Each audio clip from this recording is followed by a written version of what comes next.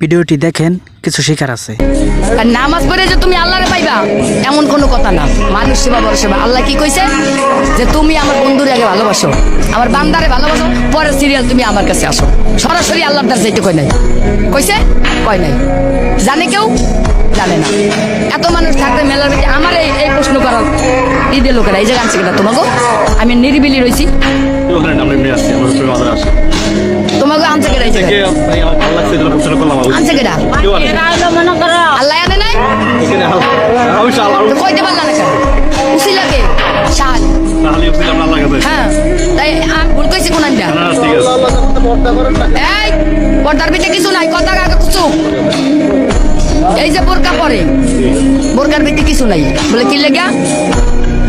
বোরকার ভিতরে অনেক কিছু ঘটে, তুমি দেখবা না।